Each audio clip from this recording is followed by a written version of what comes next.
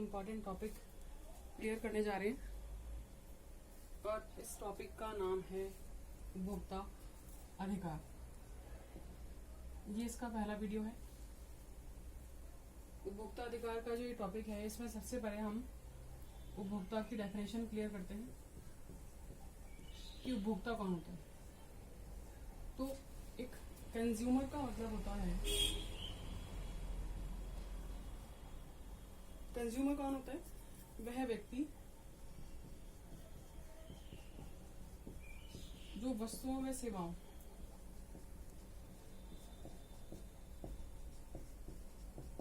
जो वस्तु व सेवा ग्रहण कर रहा है उसे उपभोक्ता कहा जाता है। तो यहाँ पर मैं कंज्यूमर के बारे में केवल बात कर रही हूँ, ठीक है। तो जो व्यक्ति वस्तुओं और सेवाओं को ग्रहण कर रहा है उसे उपभोक्ता कहा जाता है। अब यहाँ पर आपको पता होना चाहिए कि हम वस्तु की बात कर रहे हैं, यानी कि सभी भौतिक पदार्थों की बात कर रहे हैं। और अगर हम यहाँ पर सेवा का मतलब समझते हैं तो यहाँ पर हम उन सभी अभौतिक क्रियाओं की बात कर रहे हैं जिन्हें हम पैसे देके खरीदते हैं, ठीक है। वस्तु जैसे कि कपड़े हो गए या कुछ और भी राशन का सामान हो गया, ये सारी वस्तुएं हैं। सेवा का मतलब कि आप मूवी देखने जाते हैं तो उसके लिए आप टिकट खरीदते हैं, या आप डॉक्टर की सेवा खरीदते हैं, या आप एक टीचर की सेवा खरीदते हैं फीस देकर के, तो ये सारी सेवा में आती हैं। फिर भी हम इसी संदर्भ में उपभोक्ता ही कहलाते हैं। तो ये होता है उपभोक्ता। लेकिन अगर हम बात करें उपभोक्ता की उन परिभाषाओं की, जैसे COPRA यानी कि कोपरा एक एक्ट बना था, इसके बारे में हम विस्तार से पूरे टॉपिक में पढ़ेंगे, लेकिन मैं डेफिनेशन की बात कर रही हूँ। कंज्यूमर प्रोटेक्शन एक्ट 1985 में और 1930 में जो अधिनियम बना था उसमें उपभोक्ता को परिभाषित किया गया था। तो इस एक्ट के अनुसार उपभोक्ता की कुछ 3 परिभाषाएं दी गई थी और इसमें उपभोक्ता को ढंग से परिभाषित किया गया था। उन्होंने बताया कि उपभोक्ता किसे कहा जाएगा। तो पहली परिभाषा, वह व्यक्ति, एक परिभाषा में पूरी लिखती हूँ, वह व्यक्ति जो वस्तु व सेवा के बदले, या मैं लिख देती हूँ वस्तु के बदले पूर्ण भुगतान कर चुका हो।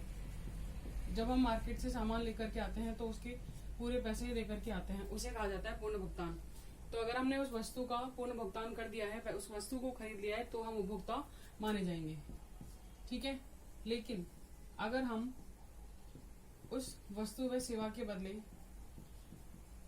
आधा भुगतान कर चुके हैं तो भी हम उपभोक्ता माने जाएंगे। क्योंकि कई बार ऐसा होता है कि हम किस्तों में पेमेंट करते हैं, हम आधा भुगतान करते हैं, पूरा पैसा देकर के नहीं आते, तभी भी हम उपभोक्ता माने जाएंगे क्योंकि हमने वस्तु को खरीदा है। तीसरी कंडीशन ये है कि जब हम किसी वस्तु या सेवा के बदले भुगतान करने का केवल वचन कर चुके हों, हमने केवल भुगतान करने का वचन दिया हो। अब वचन, यहाँ पर वचन से मतलब ये है कि आप जान पहचान वाले हैं किसी शॉपकीपर के और आपने कहा कि हम आज सामान लेकर के जा रहे हैं और बाद में हम उसका भुगतान कर देंगे 1 दिन बाद या 2 दिन बाद। और कई बार ऐसा होता है कि हम कई महीनों बाद भी पेमेंट करते हैं, अगर हमने आपसी सहमति कर ली है तो तभी भी हमको उपभोक्ता कहा जाएगा। तो ये 3 डेफिनेशन है इसकी, और ये परिभाषा इसकी कोपरा एक्ट यानी कि कंज्यूमर प्रोटेक्शन एक्ट के तहत है कि वह व्यक्ति जो वस्तु और सेवा के बदले पूरा भुगतान कर चुका हो तभी भी उपभोक्ता कहलाएगा। वस्तु के बदले वो आधा भुगतान कर चुका हो तो भी उपभोक्ता कहलाएगा। और अगर उसने भुगतान करने का वचन दिया है, भुगतान नहीं किया, तो भी वह व्यक्ति उपभोक्ता कहलाएगा, ठीक है। तो ये 3 परिभाषा आपको अच्छे से करनी है क्योंकि एग्जाम में आपकी डेफिनेशन पूछी जाती है कि कंज्यूमर प्रोटेक्शन एक्ट के अनुसार उपभोक्ता किसे कहा जाता है। इसके बाद क्योंकि हमारे चैप्टर का नाम है उपभोक्ता अधिकार, तो हम कुछ बेसिक इसमें देखते हैं। उपभोक्ता तो हमने देख लिया कि कौन होता है, लेकिन अगर हमारे साथ शोषण होता है और हम शिकायत दर्ज करवाने जाते हैं, तो शिकायत कौन करवाएगा? शिकायत करवाएगा व्यक्ति। अब आप कहेंगे कि व्यक्ति कौन है, तो यहाँ पर हम बात कर रहे हैं एक सिंगल पर्सन, और इस व्यक्ति में दो तीन चीजें आती हैं। पहला, अगर किसी सामान्य नागरिक के साथ शोषण हुआ है तो वो भी उसे व्यक्ति में रखा जाएगा। व्यक्ति इन द सेंस एक यूनिट मानेंगे हम इसे, ठीक है। सामान्य जनता को व्यक्ति माना जाएगा। इसके अलावा किसी फर्म को भी व्यक्ति माना जाएगा। फर्म का मतलब होता है उद्योग की व्यक्तिगत इकाई। जितनी सारी जो इंडस्ट्री होती है और बहुत सारी चीजें बनाती हैं, उसकी केवल एक इकाई, उसको फर्म कहा जाएगा, ठीक है। और इस फर्म को रखा जाता है व्यक्ति यानी कि एक सिंगल यूनिट के अंदर। इसके अलावा यदि किसी संयुक्त परिवार के साथ शोषण होता है तो भी उसे एक व्यक्ति की कैटेगरी में रखा जाएगा। व्यक्ति मैंने आपको बता चुका है, हम एक यूनिट की बात कर रहे हैं, ना कि एक सामान्य नागरिक की बात कर रहे हैं। इसके बाद किसी समूह को या किसी संगठन को भी एक व्यक्ति की श्रेणी में रखा जाता है। व्यक्ति का हमने इस प्रकार, क्योंकि यदि हम उपभोक्ता शोषण का शिकार हैं, तो तब हमें शिकायत दर्ज करवाने के लिए एक व्यक्ति के तौर पर जाना होता है, जिसमें सामान्य जनता, फर्म, संयुक्त परिवार और समूह संगठन ये सभी भी शामिल होते हैं, ठीक है।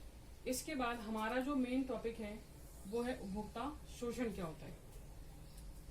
हम सभी लोग ज्यादातर मार्केट से कुछ ना कुछ चीजें खरीदते हैं और हमारे साथ कई बार ऐसी चीजें होती हैं कि हम एक घर आकर के कहते हैं कि हाँ नहीं होना चाहिए, तो उन सारी चीजों को हम उपभोक्ता शोषण के अंतर्गत देखेंगे। कंज्यूमर एक्सप्लॉयटेशन, उपभोक्ता शोषण क्या होता है? देखो, गवर्नमेंट ने हमें बहुत सारे अधिकार दिए हैं, उपभोक्ता अधिकार दिए हैं, तो उपभोक्ताओं, हाँ जी, तो देखिए यहाँ पर मैंने डेफिनेशन लिख दी है। उपभोक्ता शोषण क्या होता है? उपभोक्ताओं को उसके अधिकारों से वंचित करना, यानी कि सरकार ने हमें जो अधिकार दिए हैं हमारे हेल्प के लिए, तो अगर उन अधिकारों को नहीं दिया जाता, उनका हनन किया जाता है, इसे ही कहा जाता है उपभोक्ता शोषण। अब आप कहेंगे कि उपभोक्ता के जो अधिकार हैं जिनसे वंचित किया नहीं जाना चाहिए वो कौन से, तो उनकी हम विस्तार से व्याख्या करेंगे, लेकिन पहले आप उपभोक्ता शोषण क्या है इसके बारे में ध्यान से पढ़ लीजिए। इसके बाद हम बात करते हैं उपभोक्ता शोषण के प्रकार की, कि किन किन आधारों पर उपभोक्ता के साथ शोषण किया जाता है। तो यहाँ पर हमने उपभोक्ता शोषण को दो प्रकारों में बांटा है। पहला, क्योंकि एक उपभोक्ता वस्तु व सेवा खरीदता है, पहला होगा वस्तु या माल के आधार पर शोषण, और दूसरा होता है सेवा के आधार पर। क्योंकि एक उपभोक्ता वस्तु और सेवा दोनों का ही उपभोग करता है, तो दोनों ही मामलों में उसके साथ शोषण किया जा सकता है, इसलिए इसके दो प्रकार आप करेंगे। इसके अलावा आपको ये पता रखना है कि ये उपभोक्ता के प्रकार नहीं है, उपभोक्ता शोषण के प्रकार है, ठीक है।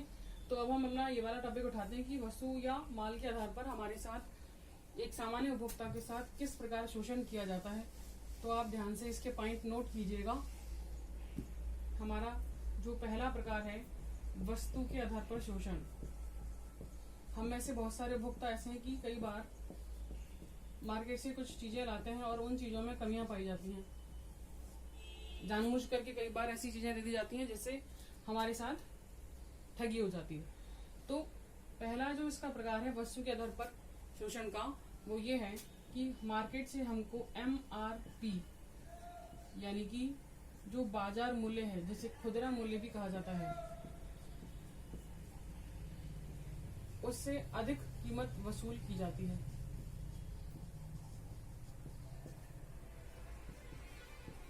कई बार क्या होता है कि हम मार्केट से कुछ चीज लेकर के आए, कुछ पैकेट है और इस पर जो MRP है, मैक्सिमम रिटेल प्राइस, इस पर लिखा हुआ है 50 रुपए और सामने वाले ने आपसे 52 रुपए मांग लिए, तो ये जो 2 रुपए एक्स्ट्रा मांगे हैं ये गलत होता है। इसे कहा जाता है उपभोक्ता शोषण, क्योंकि गवर्नमेंट ने क्या किया हुआ है कि हर वस्तु का एक एमआरपी फिक्स किया हुआ है और इस एमआरपी से ज्यादा कोई भी उत्पादक या कोई भी दुकानदार आपसे नहीं ले सकता, और यदि वो ऐसा कर रहा है इसका मतलब वो आपके साथ शोषण कर रहा है। तो ये होता है एमआरपी से अधिक कीमत वसूलने पर उपभोक्ता के साथ शोषण। इसके बाद वस्तु के आधार पर जो शोषण होगा उसमें जो वस्तु आप खरीद रहे हैं उस वस्तु का असुरक्षित होना। वस्तु असुरक्षित कैसे होती है? क्योंकि हम मार्केट से सारी चीजें देख करके लाते हैं। वस्तु असुरक्षित होने का मतलब यह है कि मान लीजिए कि आप एक प्रेशर कुकर लेकर के आए अपने घर, और अगर प्रेशर कुकर की क्वालिटी यानी कि गुणवत्ता अच्छी है तो उस पर गवर्नमेंट के द्वारा एक आईएसआई मार्क दिया जाता है, और इस आईएसआई मार्क का मतलब होता है कि वस्तु हमारे लिए पूर्णतः सुरक्षित है। लेकिन कई बार क्या होता है कि धोखाधड़ी के कारण ये आईएसआई मार्क नहीं लगा होता, तब वो प्रेशर कुकर मान लीजिए कभी फट गया तो हमारे लिए कैसा हुआ? असुरक्षित हुआ। ये भी शोषण के प्रकार में आता है। तीसरा जो वस्तु के आधार पर शोषण होगा वो है उस वस्तु के, जो वस्तु आप लेकर के आ रहे हैं उसके दोषों को जानबूझ करके छिपाना। वस्तु के दोषों को जानकर छिपाना। कौन छिपाएगा? जो दुकानदार है, जो शॉपकीपर है। मान लीजिए उसे पता था कि आपने जो वस्तु खरीदी है उसमें थोड़ी सी कमी है, और उस कमी के बाद भी उसने आपको नहीं बताया और वो वस्तु आपको बेच दी, और बाद में जब आपने घर आकर के देखा उसके दोष आपको पता चले तब आपके अधिकारों का हनन हुआ। तो इसे भी उपभोक्ता शोषण की कैटेगरी में रखा जाता है उस वस्तु के कारण। ठीक है। इसके बाद जो वस्तु के आधार पर अगला दोष होगा वो ये होगा कि उस वस्तु के वजन या भार में कमी करना। वस्तु के वजन या भार में वास्तविक कमी। हालांकि ये जो तरीका है वो जो पहले के समय में जो तराजू चला करते थे उसमें ज्यादा हुआ करता था, लेकिन अभी भी जो इलेक्ट्रिक मेजरमेंट वाले तराजू आते हैं उसमें भी कई बार ये घपलेबाजी की जा सकती है कि वस्तु की जो क्वांटिटी है उसको कम किया जा सकता है, यानी कि उसका जो भार है वो कम हो जाएगा। आपको वो वस्तु 1 kg की बताई जा रही है जबकि वो इससे कम की है। तो इस तरीके से भी उपभोक्ता के साथ शोषण होता है। इसके बाद वस्तु के आधार पर जो लास्ट शोषण है वो ये है कि वस्तु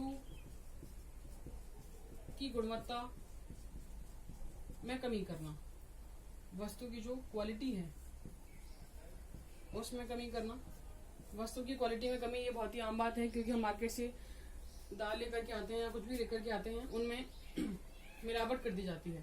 वस्तु की क्वालिटी पहले ही कम हो जाती है। मान लीजिए हम मार्केट से घी लेकर के आते हैं तो जो उसमें नकली पदार्थ हैं या प्लास्टिक है या आलू है वो मिला दिया जाता है, जिससे उसकी जो क्वालिटी है वो कम हो जाती है। तो यहाँ पर मैं वापस रिपीट करती हूँ, उपभोक्ता शोषण के 2 प्रकार थे। पहला वस्तु के आधार पर और दूसरा था माल के आधार सेवा के आधार पर।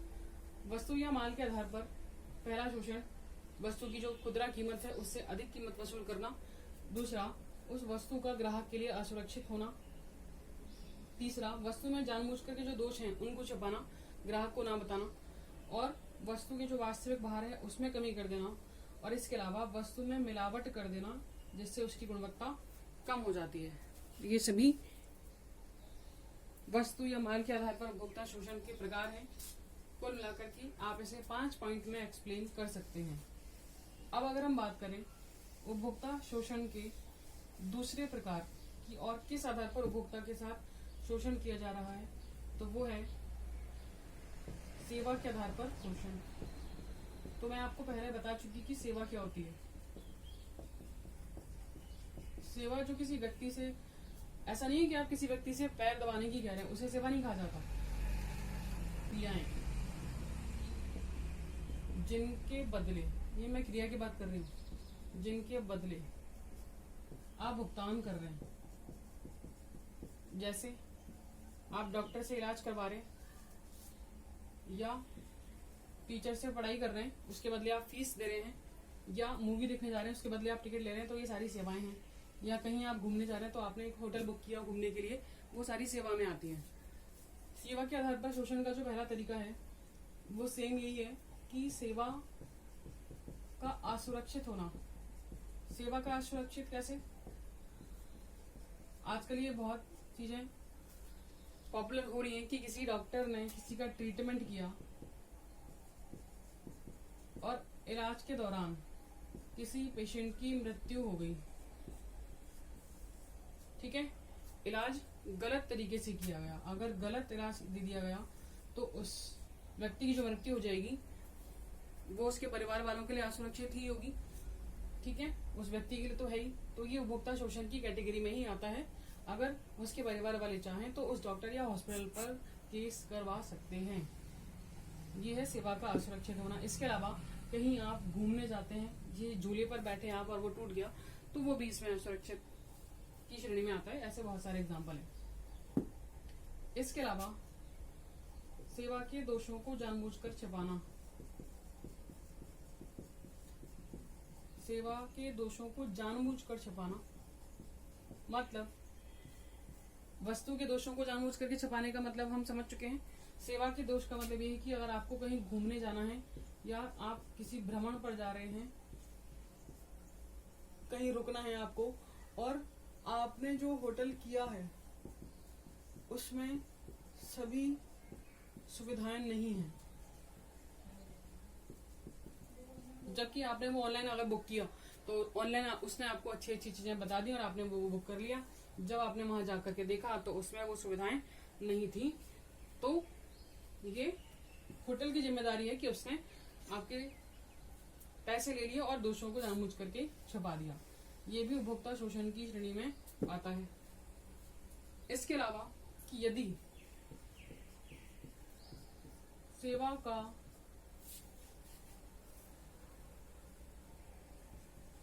नकली या भ्रमित ऐड करना या विज्ञापन करना, जैसे मान लीजिए कि किसी का कोचिंग है और उस कोचिंग में उसने आपको कहा है कि आपकी जो जॉब है उसकी 100% गारंटी है, नहीं तो पूरी फीस वापस कर दी जाएगी। और जब आप वहां पर पढ़ते हैं तो ऐसा कुछ नहीं होता। तो उसने जो विज्ञापन दिया था वो आपको कंफ्यूज किया, जैसे आपने उसको फीस दी, या नकली भी हो सकता है, ये भी सेवा में आता है। तो यहाँ पर केवल 3 ही चीजें हैं जिससे हम उपभोक्ता शोषण की बात करेंगे सेवा के आधार पर। पहला, यदि वो सेवा आपके लिए असुरक्षित है। दूसरा, सेवा के दोषों को जानबूझ करके छुपाया गया है। तीसरा, वो सेवा नकली या भ्रमित है, जिससे आप कन्फ्यूज हो रहे हैं, जिससे आपको मानसिक संताप हो रहा है। तो ये आते हैं उपभोक्ता शोषण के प्रकारों में। अब उपभोक्ता शोषण के प्रकार आपने देख लिए, इसका जो समाधान है वो किस आधार पर किया जाए। उपभोक्ता शोषण को रोकने के लिए सरकार ने क्या प्रयास किए हैं।